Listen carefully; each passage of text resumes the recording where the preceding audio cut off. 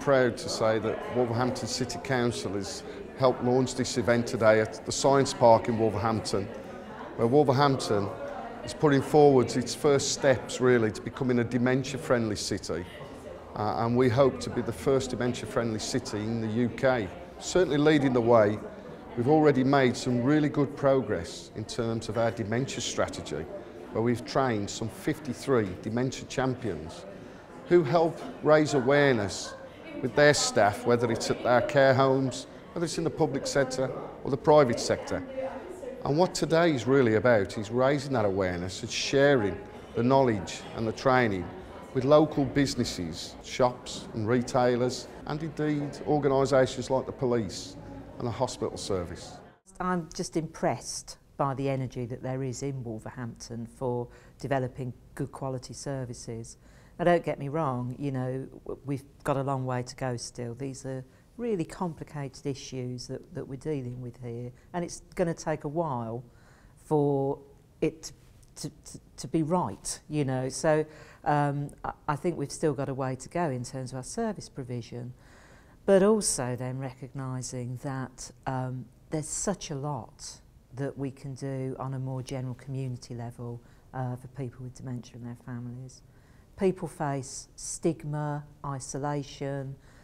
People are very frightened about talking about going for a diagnosis, or if they get a diagnosis, are embarrassed about talking about it. And often, you know, as the dementia progresses, people lose friends, they lose contact, they lose confidence. So if we can build a city, if we can build businesses, leisure facilities, churches, faith communities that are welcoming of people with dementia, then that makes the experience so much easier to bear, really.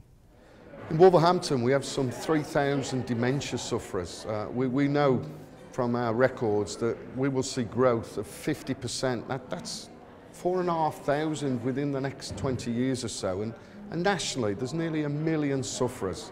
We want Wolverhampton to lead the way for the West Midlands, and for the West Midlands to lead the way for the rest of the UK. Well, we've already seen today a number of pledges from some very high-profile retailers where they've pledged to help train their staff to understand the difficulties that dementia sufferers face and indeed their families and carers.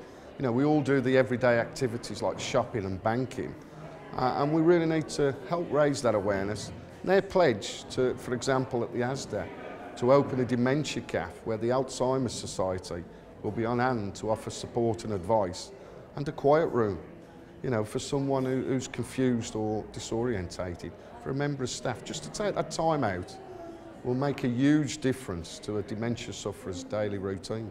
There's many good reasons for becoming a dementia-friendly business. You know, firstly, there are a lot of people out there with dementia. We know from statistics that most people would support companies who are dementia friendly.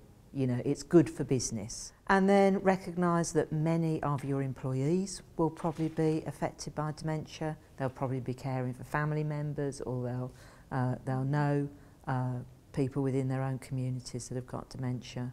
And getting started is about not rushing people, thinking about signage, thinking about if you had short-term memory problems or communication problems, what could your staff do to make that easier? And I think a lot of these solutions will come from businesses themselves. Small businesses, large businesses, it doesn't matter. A very small change, and we're not talking that it's going to cost them monies. It's just about staff having their awareness raised, and you know, better signage within places that people visit. Are all small things that can make a huge difference to a dementia sufferer's everyday life and struggles that they face.